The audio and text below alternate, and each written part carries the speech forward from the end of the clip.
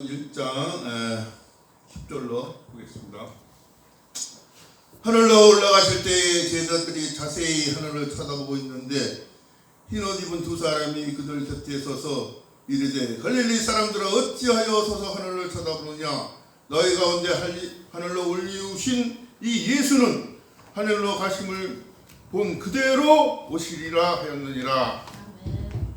그래서 오늘은 예수님의 승천과 재림 이런 주제로 오늘 이 시간이 되겠습니다. 부활하신 예수님께서는 40일 동안에 하나님 나라의 일을 말씀하신 후에 하늘 보좌로 승천하였고 또 재림을 약속하셨습니다. 하늘 땅의 모든 권세를 내게 주셨으니 너희는 가서 모든 족속으로 제자를 삼아 아버지와 아들과 성령의 이름으로 세례를 주고 내가 너에게 분부한 모든 것을 가르쳐 지키게 하라. 그래서 12사도에게 이신을 쫓아내며 병든 사람에게 안수하니 낫게 되는 이런 권능을 주셨습니다.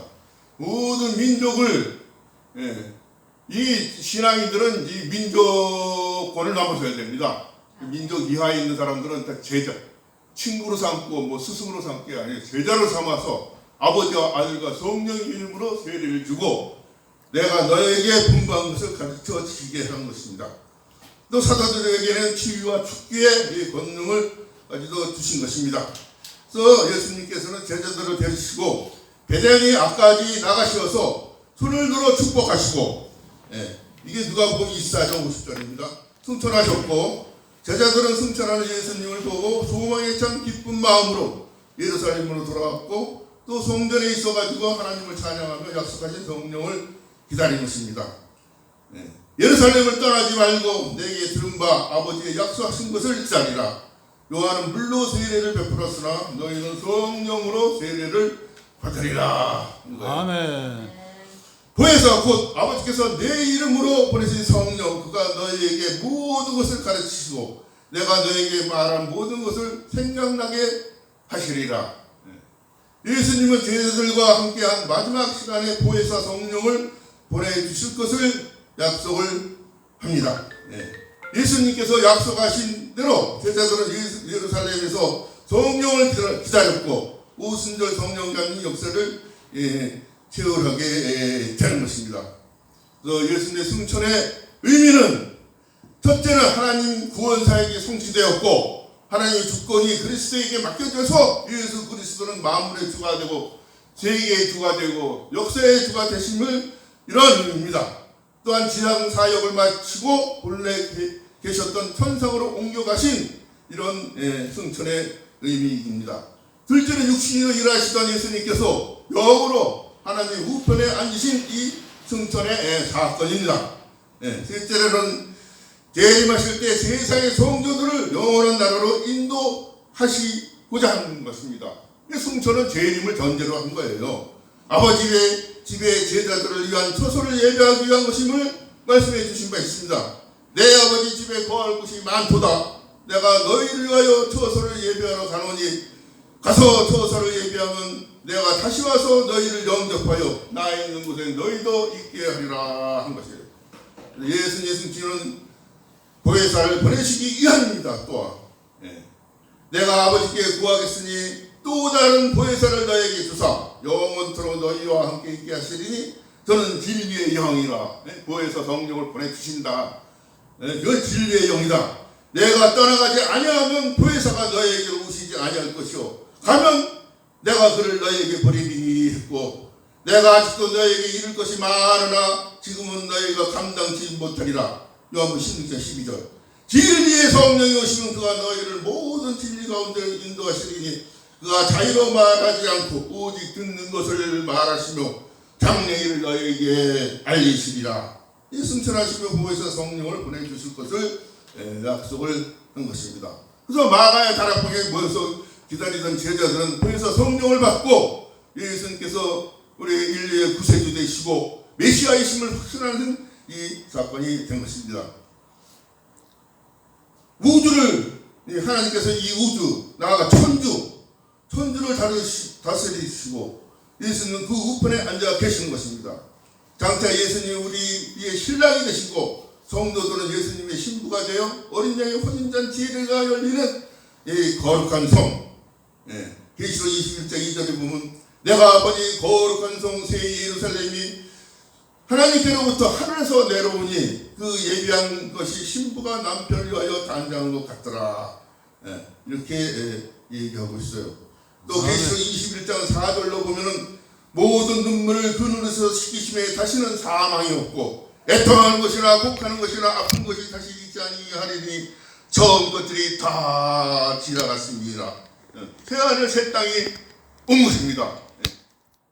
에덴 동산에서는 이 아담 에바가 하나님의 계명을 어김으로 말미암아 에덴의 동쪽으로 추방됐어요. 그 생명나무에 나아가고자 했지만은 못 나가게 구름과 하얀 검으로 이렇게 막았다고 하는 것입니다. 비통한 죄역사가 6,000년이나 이렇게 흘러왔습니다. 에덴 동산은 사탄이 활개를 치고 그렇게 인간과 지상 천국을 망쳐놨지만 이 계시록에 와서는 하나님과 인간이 만난다 그랬습니다. 같이 장막에 거한다 그랬어요. 그래서 이 생명나무 십가를 맞고 또 하나님과 인간이 만나고 새하늘 새 땅을 이룬다고 했어요. 낡은 하늘과 낡은 땅은 물 좀 좀 갖다 드려요. 이게 뭐 지나가고 처음 하늘과 처음 땅은 다 사라지고 새하늘 새 땅이 도래한다는 것이 이 계시록의 내용입니다. 처음 것들이 잘못됐습니다. 새 것이 좋은 것입니다. 그래서 계시록 4장은 천국 강정을 잘 보여주고 있습니다. 사랑하는 성령 충만 감동에서 하늘의 열린 문으로 천상세계 광경을 보았습니다. 보라 하늘의 보좌를 베풀었고 그 보좌 위에 앉으신 이가 있는데 앉으신 이 모양이 홍보석 같고 보좌에 들린 모양이 무지개 녹보석 같더라. 보좌 앞에 하나님의 7명이 있고 수정 같은 유리 바다가 있고 주위에 4 생물이 있다고 그랬습니다. 우선 뭐 하나님의 천상에 보면은 하나님 앞에 4 생물이 있고 그래 7명이 있고 24상도가 있는데 4 생물은 그 사자 같고 계시록 원문에 그 다음에 송아지 같고 사람 얼굴 같고 그 다음에 날아가는 독수리 같다 그랬어요.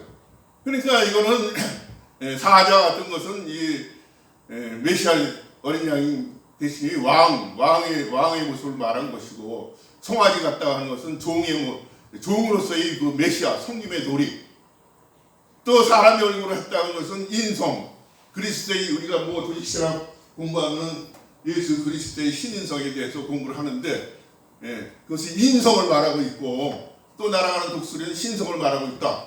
뭐 그래서 우리가 이해를 어느 정도 했는데 이거 일검영에 대해서 또 24장면은 그것은 구약시대에 이스라엘의 가나안 정착 이후에 그 12지파장입니다. 유다, 뭐 베냐민, 요셉 해가지고 그리고 또 신약시대에 12사도 그래서 24장로예요.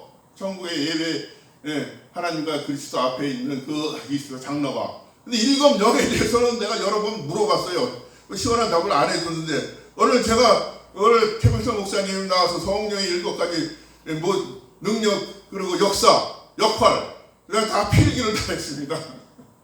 그래서 오늘 뭐 확연하게 이렇게 알기도 했습니다만은 그렇게 장로들이 거룩하다 하나님의 전능하신 이요 전에도 계셨고 이제도 계셨고 장차 오실 자라 하고 영광과 존귀와 감사를 보좌에 앉으신 하나님께 이렇게 돌려드리고 있습니다. 그리고 자기 면류관을 던지면서 영광과 존귀와 능력을 받으신 것이 합당하다 이렇게 24장로가 찬양하는 하늘나라의 천국의 뭐 예배의 광경입니다. 그래서 오늘 승천과 재림인데 부활에서도 승천하신 예수님께서는 다시 오신 분이십니다. 내가 다시 오리라. 그래 분명히 약속을 하고 가신 예수 그리스도입니다. 그러나 마태복음 24장 36절에 보면 그날과 그때는 아무도 모르나니 하늘의 천사들도 아들들도 모르고 오직 아버지만 아시느니라 했어. 그 시기는 알 수 없으며 오직 하나님 아버지만 알고 있습니다. 제자들이 주께서 이스라엘 나라를 회복하심이 이때입니까? 하고 질문할 때 때와 기한은 아버지께서 자기의 권한에 두셨으니 너희는 알 바가 아니오 라고 하면서 그 시기를 하나님 아버지께 이렇게 맡기신 것입니다. 예수님께서는 재림에 대해서 또 그 징조에 대해서 말씀을 많이 하십니다.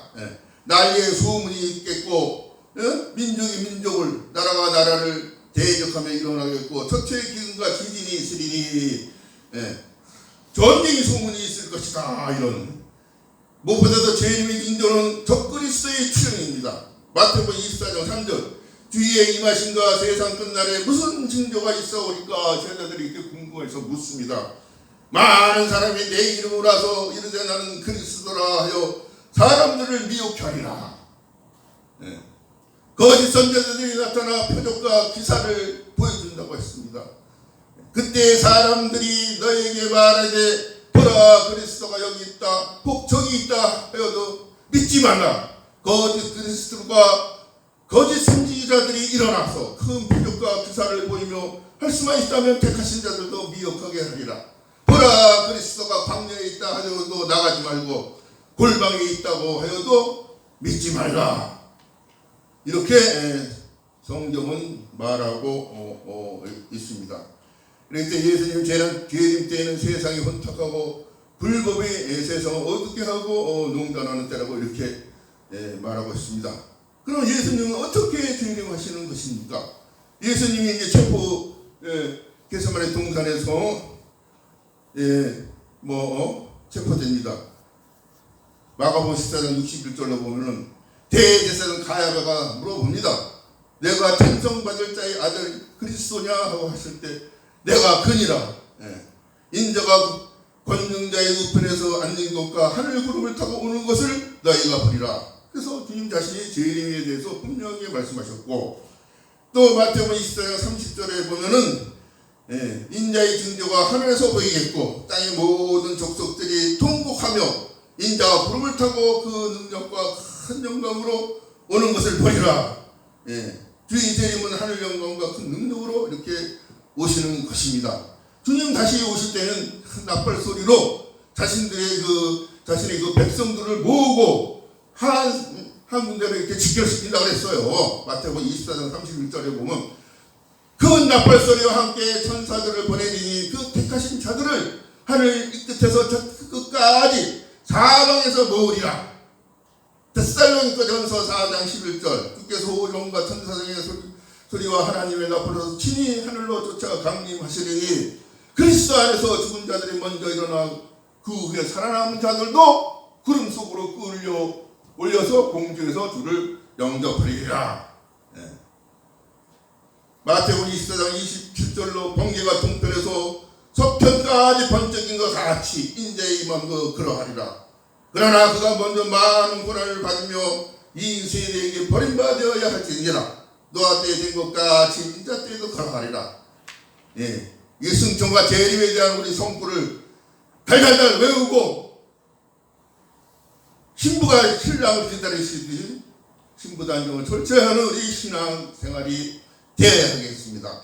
우리 있는 성도 크리스찬들이 알아야 할 것은 예수님의 재림 때에는 심판이 있다는 것입니다. 예수는 20장 11절로 보면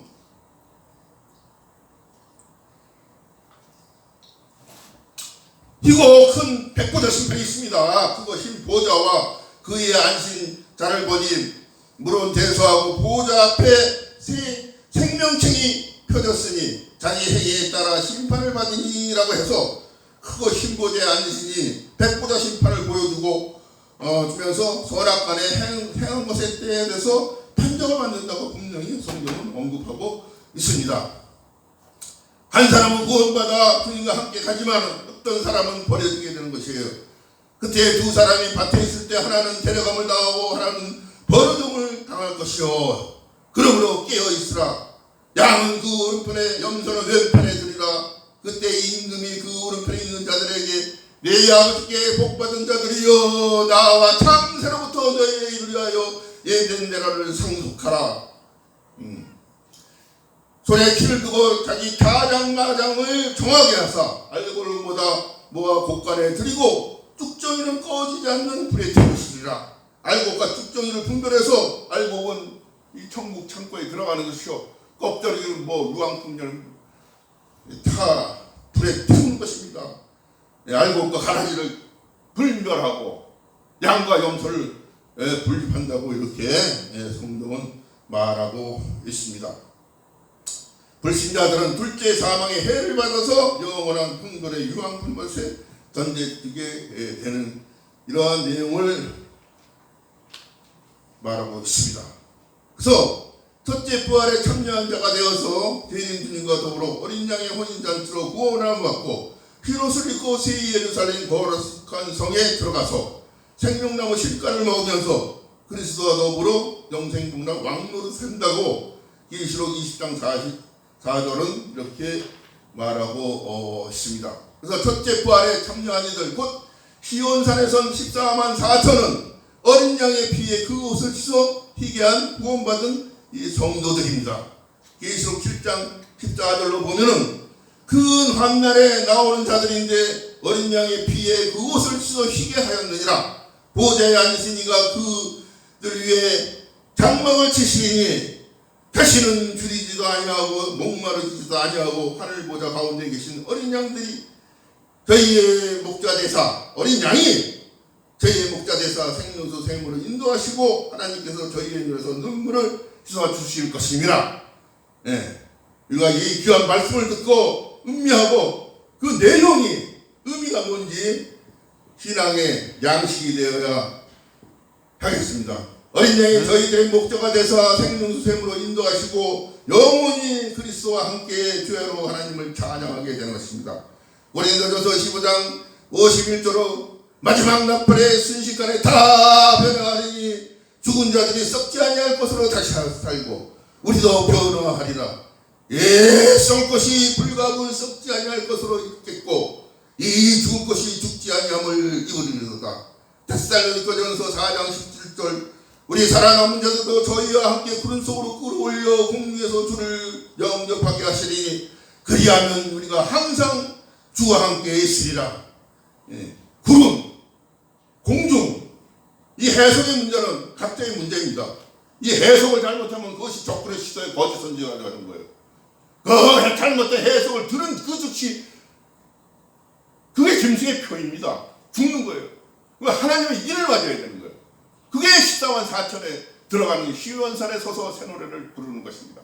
그래서 해석을 저는 잘 안 합니다. 원문을 우리는 철저히 읽고 또 읽고 되씹고 깊이가리를 해야 하겠습니다. 예수님이 재림하시면 들림을 받고 공중에 끌려 올려도 재림하시는 주님을 영접한 후에 주님과 함께 항상 같이 있게 되는 것입니다. 그래서 오시는 죄인 주님께서는 믿는 성도들을 계속 구원하시고 의의 면류관을 씌워주시게 되는 거예요. 베드로서 3장 11절에 보면 이 끝날에 말세 때에 어떻게 해 처신해야 할까가 잘 나와 있습니다. 너희가 어떠한 사람이 되어야 마땅하고 거룩한 행실과 경건함으로 하나님의 날이 임하기를 바라보고 간절히 사모하라. 이렇게 말하고 있습니다. 그래서 이 마지막 때에 믿는 우리 크리스찬 성도들은 깨어 있어서 예수님께서 다시 오실 때에 반드시 재림하신다는 간절한 믿음으로 늘 깨어 있어서 기도하면서 주의 재림을 대망하는 신실한 신앙의 삶을 살아야 하겠습니다. 오늘은 예수님의 승천과 재림에 대해서 알아봤습니다. 내가 진실로 성취오리라. 아멘. 주 예수여 오시옵소서. 할렐루야.